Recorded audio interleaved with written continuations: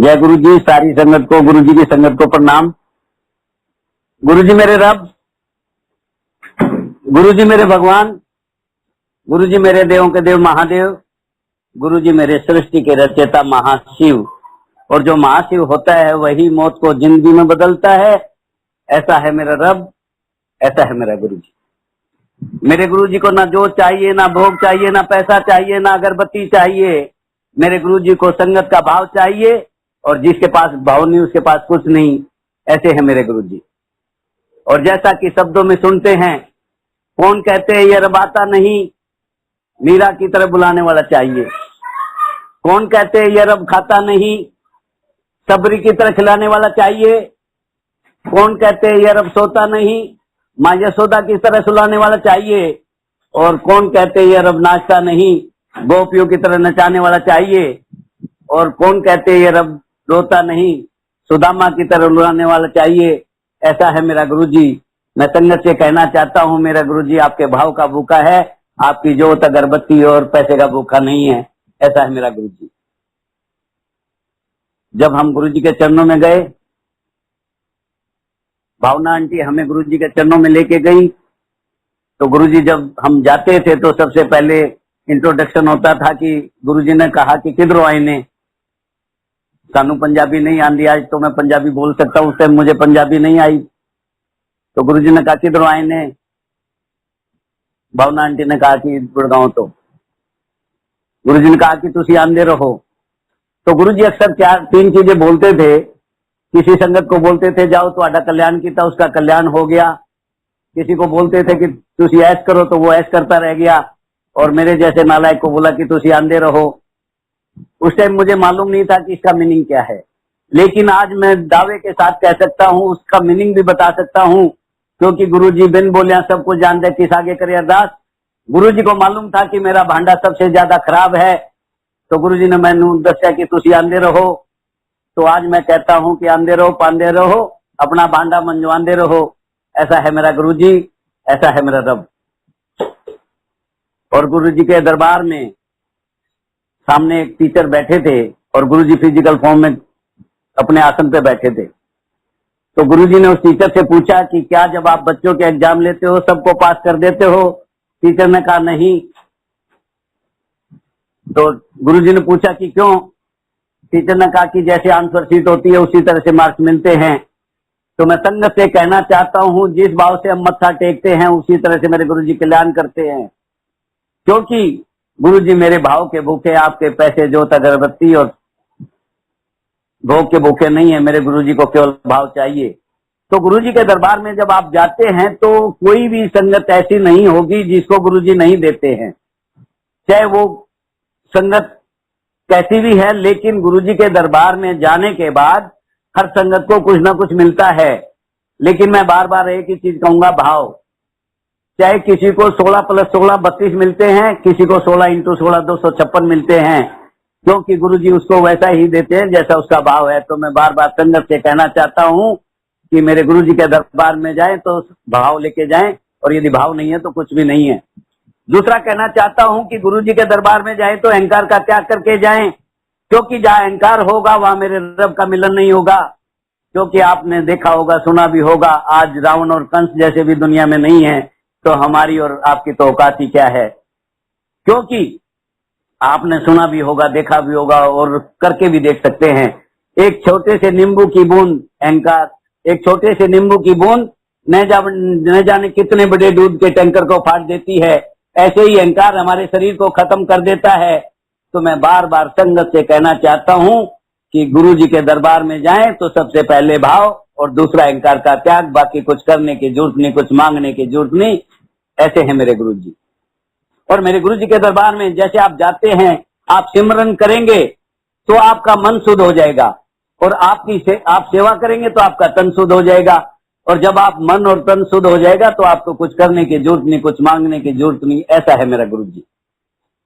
और मैं संगत से बार बार फिर कहना चाहता हूँ कि यदि मांगना है तो मेरे गुरु जी का नामदान मांगे, क्योंकि आपने देखा होगा कि जहां मेरे गुरु जी का आपने शब्दों में भी सुना होगा, जिसके ऊपर तू स्वामी सौ दुख कैसा पावे, जिसका मालिक डाडा उसने मार न सके कोई, क्योंकि जहां गुरुजी होंगे वहां कुछ करने की जरूरत नहीं, कुछ मांगने की जरूरत नहीं, क्योंकि कि यदि मांगना है तो मेरे गुरुजी का नामदान मांगे, क्योंकि चंद्रमा ने भी राम से नामदान मांगा था और जो दान में दी हुई चीज है वो कभी वापस नहीं दी जाती, क्योंकि चंद्रमा के आगे लिखा गया रामचंद्र, जो राम लिखा गया वो आज तक चंद्रमा ने भी वापस नहीं दिया। तो मैं बार बार संगत से कहना चाहता हूं तो मेरे गुरुजी का नामदान मांगे, बाकी कुछ करने की जरूरत नहीं, कुछ मांगने की जरूरत नहीं, ऐसे हैं मेरे गुरुजी। और जहां सत्संग की बात आती है, सत्संग एक ऐसा माध्यम है जो हमारे अंदर नेगेटिविटी होती है उसको पॉजिटिविटी में बदल देते हैं मेरे गुरुजी। एक सत्संग आपको मैं सुनाता हूं। एक डायमंड व्यापारी मिस्टर पटेल सूरत से गाड़ी की डिक्की में पैसे लेकर के आ गए और गुरुजी जब फिजिकल में थे तो गुरुजी के चरणों में पैसे रखने की बात की। गुरुजी ने पैसों को कहा कि ये पैसा नहीं चाहिए। फिर वही बात आती है कि जैसे गुरुजी बिन बोलिया सब कुछ जान दे किस आगे करे अरदास, क्योंकि गुरुजी को मालूम था कि वो पैसा ईमानदारी से कमाया हुआ पैसा नहीं है, वो किसी की गलत तरीके से पैसा कमाया हुआ था। तो गुरुजी को पता है कि मंदिर की पवित्रता खत्म हो जाएगी। लेकिन पटेल अंकल बार बार गुरुजी के अरदास करके रिक्वेस्ट करते रहे कि गुरुजी मैं पैसा ये दान में देना चाहता हूँ, मंदिर में देना चाहता हूँ। गुरुजी ने उसकी ना सुन करके कहा कि ये पैसा मंदिर में नहीं चाहिए। वो जिद करता रहा तो गुरुजी जब जिद करता रहा तो गुरुजी ने उसको एक सेवादार के साथ, जहां आज भव्य मंदिर बना हुआ है जिसको आप कहते हैं बड़ा मंदिर, तो गुरुजी ने कहा कि जाकर के उस मंदिर में देखो कि यदि कहीं एक भी ईंट लगने की जगह है तो उस मंदिर में पैसा दान में दे देना, और यदि मंदिर में कहीं ईंट लगने की जगह नहीं हो तो ये पैसा वापस ले जाना।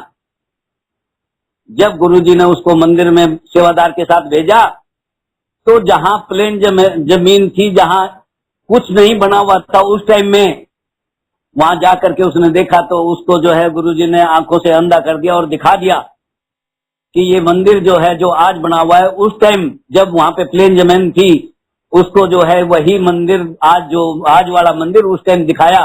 और जब गुरुजी के चरणों में वापस आया तो कहा कि गुरुजी वहां तो इटालियन पत्थर लगा हुआ है, ऊपर शिवलिंग है, ऐसी दीवार है, ऐसा गेट है, इस तरह का भव्य मंदिर। तो गुरुजी ने कहा कि जब उसके अंदर कुछ करने को नहीं है तो आप ये पैसा उल्टा ले जाएं, क्योंकि गुरुजी को पता था जो जिस मंदिर में आज संगत अरदास करती है वो पवित्रता खत्म हो जाएगी, उनकी अरदास कबूल नहीं होगी।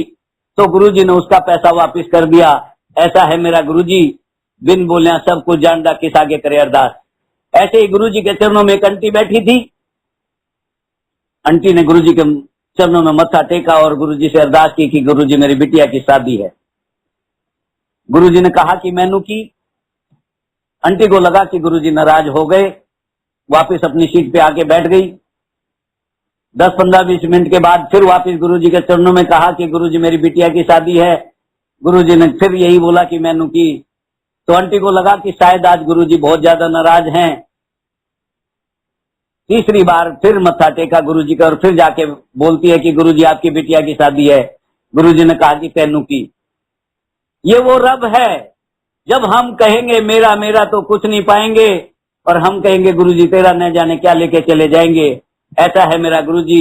तो इसलिए मैं बार बार संगत से कहना चाहता हूँ इस दरबार में आए तो अहम और बहम का त्याग करके आए, क्योंकि जहाँ अहम होगा वहां मेरे गुरुजी कुछ नहीं करेंगे और जहाँ बहम होगा वहां भी कुछ नहीं होगा। क्योंकि मेरी आंटी मंदिर में जाती थी और आज भी जाती है। तो मेरी आंटी व्रत रखती थी और जब व्रत रखती थी तो मुझे कहती थी कि चलो घर पे चलते हैं और व्रत तोड़ना है। मैंने कहा क्यों? कहती है कि घर पे जो है कुट्टू खाता है, ये है वो है। तो मैंने कहा कि आप यहाँ कहाँ पे आए हो? कहते गुरुजी के। मैंने कहा ये क्या है? कहते ये तो रब का दरबार है। तो गुरुजी के जो रब का दरबार है तो लंगर क्या है? कहते डिवाइन प्रसाद। तो मैंने कहा तुम घर में जा करके और लंगर जो डिवाइन प्रसाद को छोड़ करके और आप जो है घर में आटा कुट्टू का आटे से व्रत तोड़ोगी तो आप जैसे नकली तो कोई नहीं है। आंटी को उस टाइम तो बुरा लगा, लेकिन उस दिन गुरुजी ने ऐसा कृपा करी कि या तो व्रत नहीं करती और व्रत रखती है तो गुरुजी के वहीं दरबार में लंगर करती है, क्योंकि गुरुजी ने दिखाया कि अहम और बहम में कुछ नहीं है। तो मैं संगत से कहना चाहता हूँ कि मेरे गुरुजी के दरबार में आए, अहम और बहम का भी त्याग करके आए। मेरे गुरुजी जो कृपा है 31 जनवरी 2000 14 की बात है, 31 जनवरी 2016 आपके सीबीडी ग्राउंड में सत्संग था। 11 बजे जोत जली और गरेवाल जो है, जो पंजाब से गायक है, वो सत्संग में आया। 11 बजे जब जोत जलने के साथ साथ उसका टेलीफोन बजता है, उसके जो असिस्टेंट थे उन्होंने मेरे को टेलीफोन किया कि डॉक्टर अंकल कहाँ हो। मैंने कहा मैं पंडाल में। कहा कि हम पंडाल के बाहर पहुंच गए हैं, हमें फ्रेश होना है। तो मैंने उनको कहा कि मैं आकर के तुम्हें साथ साथ चलता हूँ, घर चलेंगे और फ्रेश होकर के वापिस आ जाएंगे। तो मैं उनको लेकर के घर आ गया। तो मैं उस दिन बगैर नहाए जोत जला दी गुरुजी की, और मैंने सोचा कि चलो घर पे अब जा रहे हैं तो मैं भी फ्रेश होके आ जाता हूँ। घर आ गए, वो फ्रेश हो गए, मैं भी फ्रेश हो गया और गाड़ी में वापस बैठ गए चलने के लिए, पंडाल के लिए। और बाहर जाते ही देखा तो बूंदाबांदी शुरू हो गई। मैं वापस गेट से वापस आया और गुरुजी का जो ड्राइंग रूम में गुरुजी का स्वरूप था, गुरुजी के सामने मत्था टेका और गुरुजी से अरदास की कि गुरुजी, मैंने सुना है कि चंद्रमा से भी पूछा था कि तेरा मजहब क्या है, ईद भी तेरी तो करवा चौथ भी तेरा। तो मैंने गुरुजी से अरदास की कि गुरुजी, इंद्र भी तेरा तो सूरज भी तेरा। ये बारिश हो रही है, मेरे छोरे का ब्याह नहीं है, तो अपनी संगत को जैसे मर्जी बैठा लेना, क्योंकि संगत भी तेरी, सत्संग भी तेरा, लंगर भी तेरा, सानू के ते साडा की, जो कुछ है सो तेरा। और मैं गाड़ी में बैठ गया, अरदास की और गाड़ी में बैठ करके गुरुजी से बस इतना ही बोला कि गुरुजी तेरी संगत तेरा, सत्संग तेरा, लंगर, सूरज भी तेरा तो इंद्र भी तेरा, तू जान तेरा काम जान। और मैं पंडाल तक पहुंच गया, एक भी बूंद नहीं आने दी। ऐसा है मेरा गुरुजी। क्योंकि गुरुजी जो इम्पॉसिबल, आपने डिक्शनरी में वर्ड पढ़ा इम्पॉसिबल, तो गुरुजी ने इम्पॉसिबल के 3 टुकड़े किए, आई एम पॉसिबल। यदि दुनिया में कोई सुप्रीम पावर है, यदि दुनिया में कोई सृष्टि का रचेता है, यदि दुनिया में कोई मौत को रीराइट कर सकता है, यदि दुनिया में कोई जिंदगी में ऐसा काम जो कोई नहीं कर सकता, वो मेरा गुरुजी कर सकता है। क्योंकि इम्पॉसिबल को पॉसिबल कर सकता है तो केवल और केवल मेरा गुरुजी।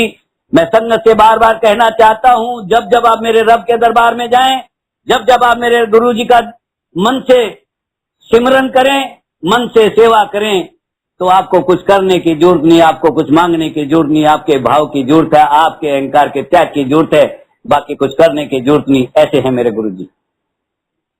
ऐसे ही मुझे मेरे मालिक ने, मेरे रब ने, मेरे गुरुजी ने एक फैक्ट्री सिलवासा में, जो सूरत और बॉम्बे के बीच में है, परशुरामपुरी, एक फैक्ट्री दिलवाई। और उस फैक्ट्री में जो है 90 वर्कर मोमडन भाई थे, मेरे साथ काम करते थे। 20 मई 2015 को मैं 25 फुट हाइट से गिर गया। और 25 फुट हाइट से गिर गया, जैसा कि शब्दों में सुनते हैं कि जो मांगे ठाकुर अपने से सोई सोई देवे। अंदाज 11 बजे का समय था। फौजी जीन्स डाल रखी थी, ऊपर व्हाइट शर्ट पहन रखी थी, सैंडल मेरे पैरों में थे, 2 हाथ मोबाइल में थे, रंगीन चश्मा था। और मैंने गुरुजी से 15 मिनट पहले अरदास की थी कि महाराज मैनू अब पैसा मत देना, लेकिन मेरी हेल्थ ऐसी रखना जैसी आज है। मैं मटक मटक चल रहा था और गुरुजी से अरदास की थी, गुरुजी सानू अब पैसा मत देना, लेकिन मुझे फिजिकली फिट रखना। और जैसा कि मैंने अभी पहले भी बताया कि जो मांगे ठाकुर अपने से सोई सोई देवे।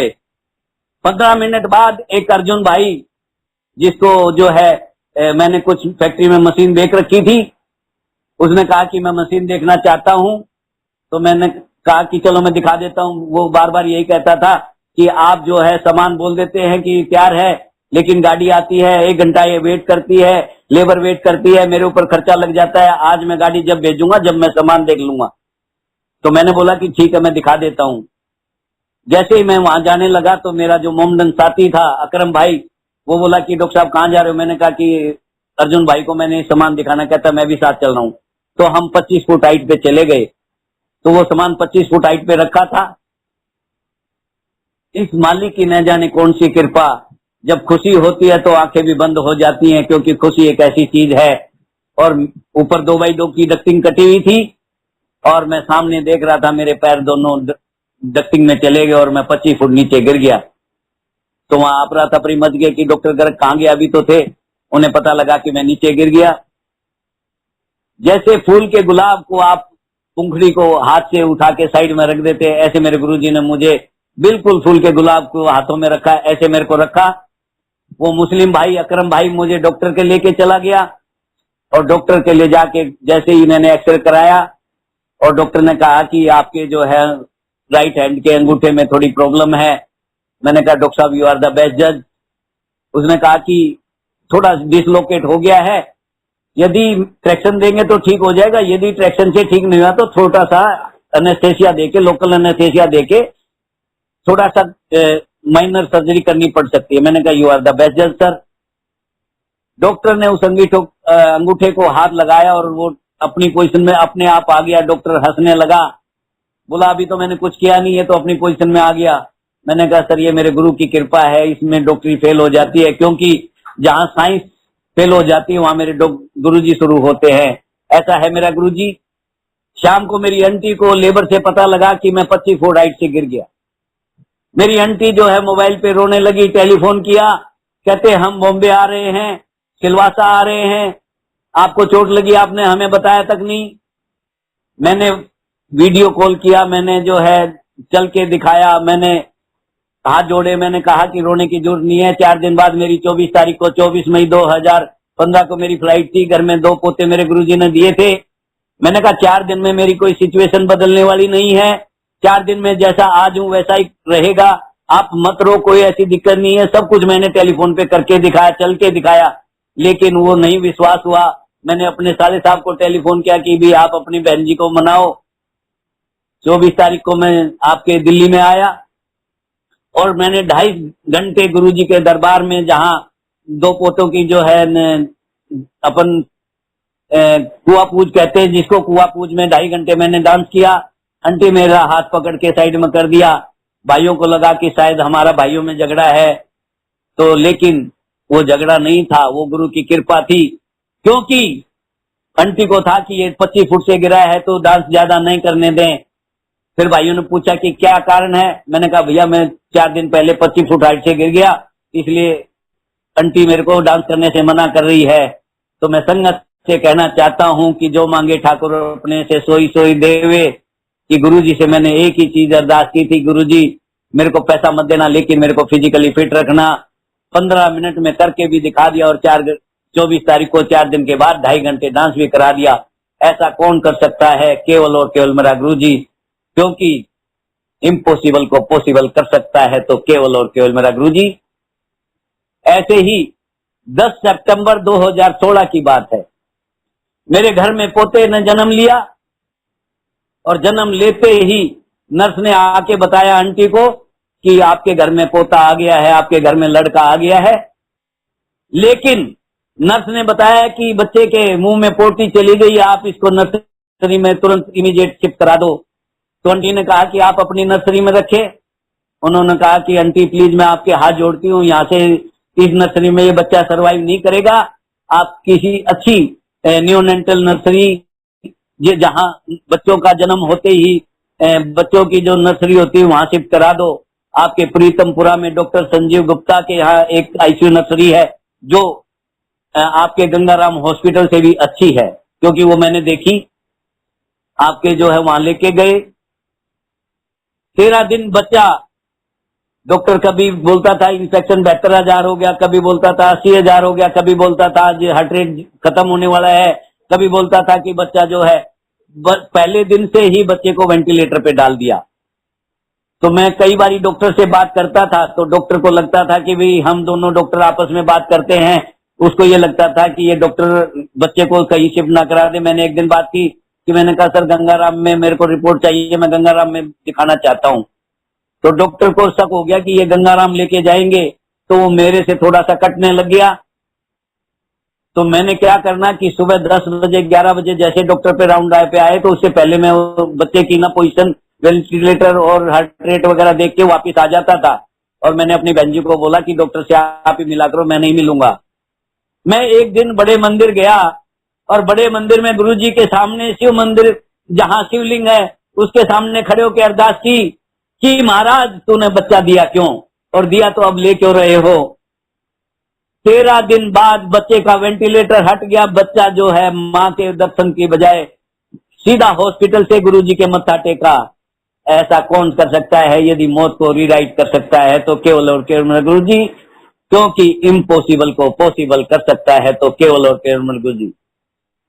और जैसा कि आपने सुना होगा, मेरे गुरुजी अक्सर कहा करते थे, जिसका मन चंगा उसके हैंडपंप में भी गंगा। यदि आप दिल से कभी मेरे गुरुजी को याद करते हो तो आपके घर में आपको हरिद्वार जाने की जरूरत नहीं पड़ेगी। आपके घर में जो हैंडपंप है उसकी टूटी के अंदर, उसके नल के अंदर ही गंगा चल के आ जाएगी।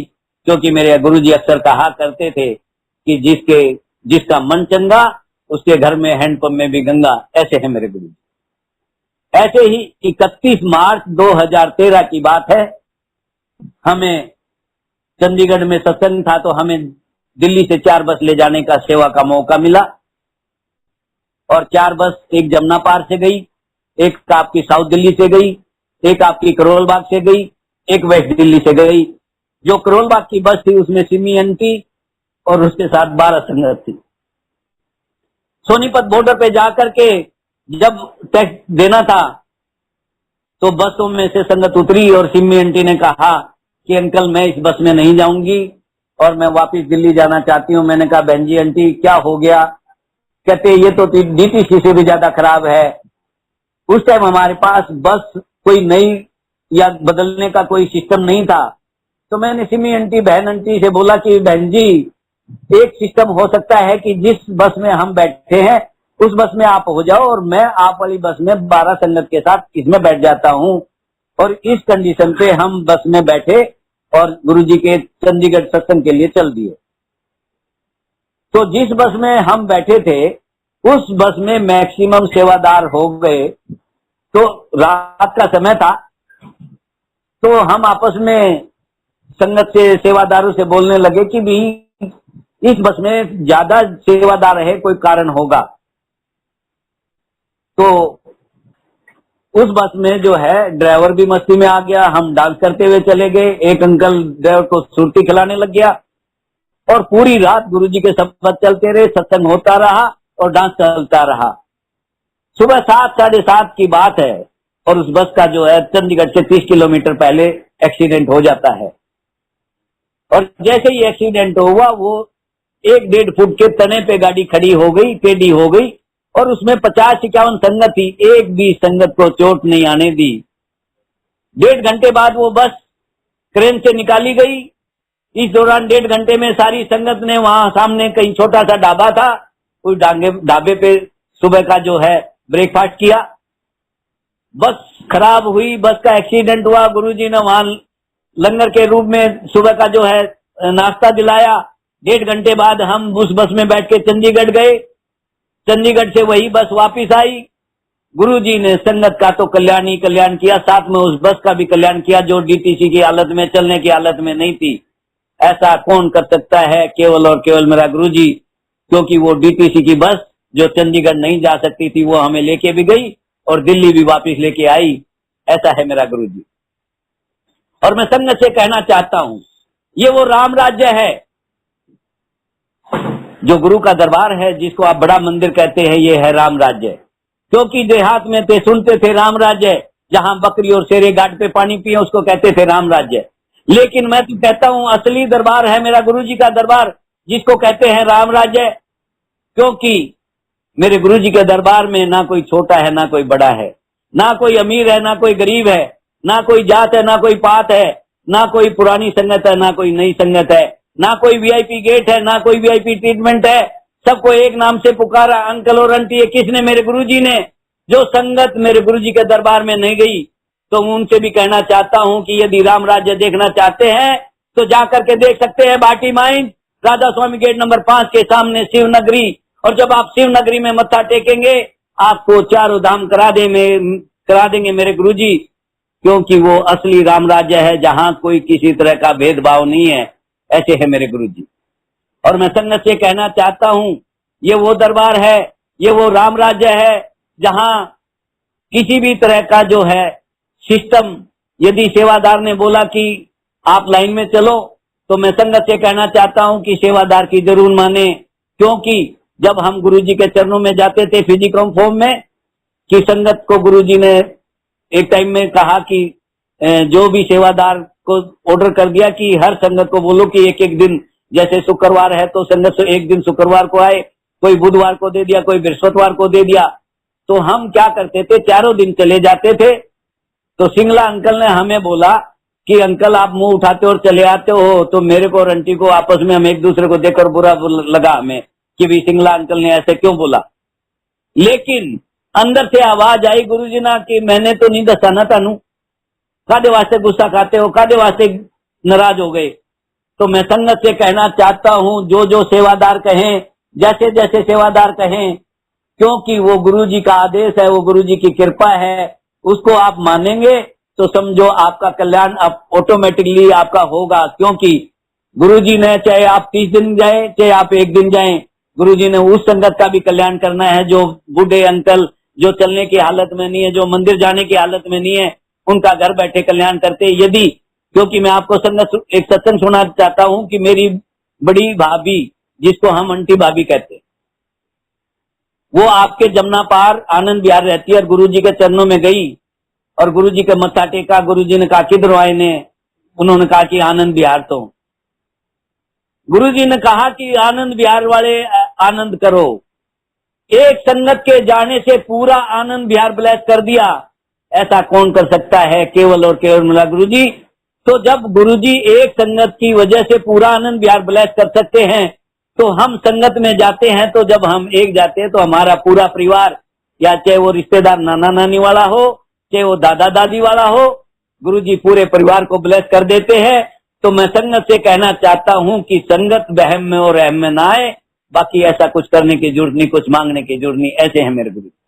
और मैं संगत से भी कहना चाहता हूं और सेवादारों से भी कहना चाहता हूं, गुरुजी के दरबार में मेरी आंटी और न जाने कितने अंकल आंटी सेवादार हैं। तो एक बारी तो गुरुजी जब फिजिकल में थे तो एक आंटी से सब्जी प्रसाद में मिर्च ज्यादा डल गई और वो आंटी टेंशन में होगी कि आज संगत आएगी और संगत जब लंगर खाएगी तो मिर्च प्रसाद ज्यादा लगेगा और गुरुजी को कंप्लेंट होगी, आज जाकर के समस्या आ जाएगी। तो गुरुजी ने जब उसको देखा कि आंटी तो टेंशन में है, एक सेवादार को बुलाया और कहा कि जाकर के आंटी को बोल दो कि 5 कड़छी और मिर्च डाल दें। बिन बोलिया सब कुछ जानदा किस आगे अरदास, क्योंकि मेरे गुरुजी को पता था कि वो आंटी टेंशन में है और उसने कड़छी जो है 5 कड़छी जो है मिर्च ज्यादा डाल दी है। आंटी को लगेगा कि जो है कि आज जन्नत परेशान होगी, लेकिन गुरुजी को पता था वो टेंशन में है। क्योंकि सेवा किसकी है? मेरे गुरुजी की। संगत किसकी है? मेरे गुरुजी की। लंगर किसका है? मेरे गुरुजी का। मंदिर किसका है? मेरे गुरुजी का। तो सानू की तो साडा की। तो सेवादार भी इस अहम और बहम में ना है कि सेवा कौन करता है, क्योंकि सेवा मेरा गुरुजी करवाता है और वो सबकी दिल की जानता है। तो इसलिए मैं बार बार, कोई सेवादार किसी बात का बुरा ना माने, क्योंकि मैंने ये सुना है, देखा है कि जो गुरुजी करवाते हैं वही हम करते हैं, हमारी कोई औकात नहीं। ऐसा है मेरा गुरुजी। मैं संगत से एक चीज और कहना चाहता हूं, जो करेगा मेरे गुरुजी के, जो बन जाएगा मेरे गुरुजी के चरणों का दास, जो बन जाएगा मेरे गुरुजी का चरणों का दास, वो कभी नहीं रहेगा उदास। और जो करेगा मेरे गुरुजी पे विश्वास, वो रच देगा इतिहास। ऐसे है मेरे गुरुजी। न्योटा दा ओठ है मेरा गुरुजी, न्याटा दा ओठ है मेरा गुरुजी, निकता दा गठ है मेरा गुरुजी, निपता दा पथ है मेरा गुरुजी, नितानिया दा तान है मेरा गुरुजी, निराशा दा आस है मेरा गुरुजी, निथावा दा था है मेरा गुरुजी, निमाना दा मान है मेरा गुरुजी, हर समस्या का समाधान है मेरा गुरुजी। ऐसा है मेरा गुरुजी। और मैं कहना चाहता हूँ, 3 लोक नौखंड में गुरु से बड़ा न कोई, करता करे ना कर सके, जो गुरु करे सो होए। ऐसा है मेरा गुरुजी। और जैसा कि आपने सुना होगा, ग्रेवाल अक्सर कहता है, तुम्बा ना बजे तार के बिना, तुम्बा ना बजे तार के बिना। मैं संगत से कहना चाहता हूँ, जो जो आपका दिल रूपी तुम्बा है, जब तक आप चिंतन नहीं करेगा तो नहीं बजेगा। क्योंकि तुम्बा ना बजे तार के बिना, जो 1 रुपए का तार तुम्बे के अंदर नहीं हो तो तुम्बा नहीं बजेगा। चाहे वो 1 करोड़ का तुम्बा हो और उसमें 1 रुपए का तार लगने वाला हो, तो जब तक वो तार नहीं लगेगा तो तुम्बा नहीं बजेगा। तो ऐसे ही जब तक आप इस मन से चिंतन नहीं करेंगे तो आपका मन शुद्ध नहीं होगा, तो ये मन नहीं बजेगा। तो मैं संगत से कहना चाहता हूं कि जब जब हम मेरे गुरु के दरबार में जाएं, जब जब हम घर में हो, चाहे हम गाड़ी चला रहे हो, चाहे हम किचन में काम कर रहे हो, चाहे हम बाथरूम में हो, जिस हाल में हो, क्योंकि मेरे गुरुजी ओमनी प्रेजेंट है, तो मैं संगत से कहना चाहता हूँ, तुम्बा न बजे तार के बिना और दिल न लगे इशियार के बिना। ऐसा है मेरा गुरुजी, क्योंकि हम चिंतन करेंगे तो ये दिल अपने आप बजेगा और चुंबक की तरह खींच लेगा मेरा गुरुजी। ऐसा है मेरा गुरुजी। और आपने सुना है, आपने पढ़ा है, आपने सब कुछ देखा है, जीओडी गॉड, जिसको आज तक हम कहते रहे परमात्मा गॉड, वो असली गॉड नहीं है। असली गॉड है मेरा गुरुजी, क्योंकि जीओडी गुरु ऑफ डोगरी। ऐसा है मेरा गुरुजी। जय गुरुजी। जय गुरु जी। अंकल अंकल अभी हमारे पास टाइम है, कुछ और भी सत्संग शेयर करें? हाँ कर देंगे जी, जैसा मालिक की कृपा। जी uncle, thank you so much. गुरुजी की कृपा से सत्संग और करने का मौका मिला। बहू जो है घर में 7 महीने की प्रेगनेंसी थी, जिस बच्चे को अभी सत्संग किया सुनाया आपको, और बच्चों का मन था कि विदेश जाना है। लेडी डॉक्टर से 8 महीने की प्रेगनेंसी को 6 महीने में लिखवा लिया, ताकि जो है एयरपोर्ट पे जो है एनओसी नहीं दे रहे थे, तो उसको जो है 6 महीने लिखवा करके उनका जो है जाने का सिस्टम बनाया गुरुजी ने। और जैसे ही वो विदेश में पहुंचे, उसके या 2 या 3 दिन बाद गुरुजी आंटी के सपने में आ गए। तो गुरुजी ने सपने में कहा कि तुसी ना खिचड़ी बना लेना, खिचड़ी का भोग लगा देना। और गुरुजी ने खिचड़ी के अंदर बताया कि ये चीजें डाल देना। आंटी ने सुबह उठ के मेरे को बोला कि गरग अंकल, आज गुरुजी सपने में आए और गुरुजी ने कहा कि खिचड़ी बना के भोग लगा देना। मैंने कहा ये तो कोई बड़ी चीज नहीं है, आप खिचड़ी बनाओ, गुरुजी का भोग लगाओ, परिवार भी खाएगा और गुरुजी खुश भी हो जाएंगे। जैसा कि फिर शब्दों में आता है कि बिन बोलिया सब कुछ जानता, किस आगे करे अरदास, जिसके ऊपर तू स्वामी सो दुख कैसा पावे, जिसका मालिक डाडा उसने मार न सके कोई। ऐसा है मेरा गुरुजी। तो बहू विदेश के अंदर एक्स्ट्रा लॉन्ग जो है वो स्कर्ट पहन रखी थी या लहंगा पहन रखा था, जो भी आप समझे। और जैसे ही एक्सीलेटर पे गई तो वो जो है एक्सीलेटर में फंस जाता है, और जैसे ही एक्सीलेटर में फंसा तो वो सारा सिस्टम जो है, बहू जो है बैठ गई और गिर गई। उसके बाद वो दिल्ली आ जाते हैं। तो दिल्ली आने के बाद उसने कहा कि मम्मी ऐसे हो गया, वैसे हो गया, ये किया वो किया, मैं तो गुरुजी ने बचा ली। गुरुजी ने सपने में आके उसी दिन, जिस दिन वो वहां पे विदेश में थी, और यहाँ पे खिचड़ी का भोग लगा करके उस बच्चे को ब्लेस किया, बहू को ब्लेस किया। ऐसा कौन कर सकता है? इम्पॉसिबल को पॉसिबल कर सकता है तो केवल और केवल मेरा गुरुजी। मौत को रीराइट कर सकता है तो केवल और केवल मेरा गुरुजी। तो मैं संगत से बार बार एक ही चीज कहूंगा कि आप विश्वास करें, मेरे गुरुजी का चिंतन करें, मनन करें। भावे आप जो जलाओ या ना जलाओ, भावे आप कुछ और करो ना करो, जिंदगी में 3 चीजें करो। गुरुजी ने जैसा कि हमें समझाया, सबसे पहले मुस्कुराना, दूसरा किसी का दिल ना दुखाना, और तीसरा जो है शुक्राना। यदि हम अपने गुरुजी का शुक्राना करें, हर टाइम मुस्कुराते रहो, चाहे कितना भी टेंशन हो, वो टेंशन आपको पता भी नहीं लगेगा कैसे चला गया, कैसे आया, क्योंकि वो गुरु की कृपा है। आने में भी देर नहीं लगेगी तो जाने में भी देर नहीं लगेगी। मुस्कुराना, शुक्राना, और किसी का दिल ना दुखाना। किसी का भी दिल ना दुखाओ, चाहे वो छोटा है, बड़ा है, अमीर है, गरीब है। आप भावे जो जलाओ या ना जलाओ, आप भावे कुछ और करो ना करो, लेकिन मैं संगत से कहना चाहता हूँ, जिंदगी में ये 3 नियम बना लो। मुस्कुराओ, और किसी का दिल ना दुखाओ, और किसी को जो है शुक्राना मेरे गुरु का करो। बाकी कुछ करने की जरूरत नहीं। क्योंकि एक बारी मैंने सुना भी था, पढ़ा भी है, कि एक चिड़ा चिड़ी जंगल में रहते थे, और जंगल में रहने लगे तो ऐसा सिस्टम बन गया कि वहां ना पानी था, ना कुछ था, ना जो है घास थी, ना हरियाली थी, सूखे पेड़ पे रहते थे। और एक समय आया कि उनका कोई दोस्त मिलने आया। उन्होंने देखा तो यहाँ तो ये तो ना तो इनका घोंसला है, ना पानी है, ना खाने को है, सूखा पेड़ है। तो वो खुदा के पास चला जाता है, भगवान के पास जाता है और कहता है कि भगवान, मेरा एक दोस्त है, एक परिवार है, जो सूखे में रहता है, ना खाने को है, ना पीने को है, ना रहने को है। तो भगवान ने कहा कि उन्होंने कोई ऐसा कर्म नहीं किया जिससे उनको खाने को भी मिले, पीने को भी मिले, रहने को भी मिले। उनकी जिंदगी में केवल और केवल निराश, कुछ नहीं मिलेगा, यही सिस्टम रहेगा, सारी उम्र वो ऐसे ही रहेंगे। तो बोला महाराज कुछ उपाय बताओ। महाराज ने कहा कि उनको बोलो कि शुक्राना करना चालू कर दे।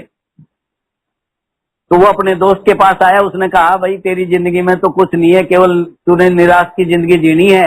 यदि भगवान ने एक ही चीज बोली है कि तू शुक्राना करना चालू कर दे और तेरा इसमें कुछ जाना नहीं है, शुक्राना में कोई ऐसी दिक्कत नहीं है, तुझे सुबह उठ के ये कह दे मालिक तेरा शुक्र है, तूने जैसी भी जिंदगी दी, तूने एक दिन और दिया, तेरा शुक्र है, जिस हाल में रखे तेरा शुक्र है, जो तूने दिया वो तेरा, बाकी क्या मेरा, तेरा शुक्र है। तो उसने उसको बताया, उसने शुक्राना चालू कर दिया। समय बीत गया, 6-7 साल 8 साल के बाद वो वापस अपने दोस्त को फिर मिलने आता है। जाकर के देखता है तो वहां पे हरियाली भी हो गई, जो पानी नहीं था वहां पानी भी हो गया, जो घोंसला था वो घोंसला भी अच्छा बन गया, जो कुछ नहीं था। तो फिर वापस भगवान के पास जाके बोलता है कि मालिक आप तो कह रहे थे इसके नसीब में कुछ है नहीं, सारी जिंदगी ये ऐसे ही रहेगा, और आज तो वो जो है, जो हम भी नहीं खाते वो उसको खाने को मिल रहा है, रहने को घोंसला बढ़िया हो गया, पेट जो हरा भरा हो गया जिससे वो कुछ नहीं होता था। तो आपने तो बोला था कि उसकी जिंदगी में कुछ है नहीं। बोला उसने जो शुक्राना शुरू किया, उस शुक्राना से आज उसकी हरियाली, हर तरह से जो है खुशी। तो मैं संगत से एक ही चीज कहना चाहता हूँ, आप अजमा के देखो, आप करके देखो, इस मालिक का सुबह उठते ही शुक्राना करो कि मालिक जो कुछ है तेरा, सानू की ते साडा की, 3 लोक नो खंड में आपसे बड़ा न कोई, करता करे न कर सके, जो गुरु करे सो होए। फिर आप कमाल नहीं हो तो तब करना। और मैं संगत से एक भी चीज और कहना चाहता हूँ, जब मेरा गुरु हमारा कल्याण करता है तो, क्योंकि यदि गुरु कल्याण नहीं करेगा तो हम इसका शुक्राना नहीं करेंगे, और हम इसका शुक्राना नहीं करेंगे तो कल्याण नहीं करेगा। तो मैं संगत से बार बार कहना चाहता हूँ, आपने सुना भी होगा, बेगम बगैर बादशाह और बादशाह बगैर बेगम किस काम की। ऐसे ही गुरु बगैर संगत और संगत बगैर गुरु किस काम का। इस दरबार में आके किसी मीडिएटर को ना ढूंढे, इस दरबार में आके किसी वहम में ना पड़े, इस दरबार में आके, क्योंकि बेगम बगैर बादशाह और बादशाह बगैर बेगम किस काम की। ऐसे ही गुरु बगैर संगत और संगत बगैर गुरु किस काम का, क्योंकि गुरु जी हमारा कल्याण करता है, और जब ये कल्याण करता है तो हमारा फर्ज है शुक्राना करना। तो मैं संगत से बार बार एक ही चीज कहूंगा कि ये कल्याण करेगा और हम इसका शुक्राना करेंगे, और यदि आप शुक्राना नहीं करेंगे तो आप कुछ नहीं पाएंगे। ऐसा है मेरा गुरु जी।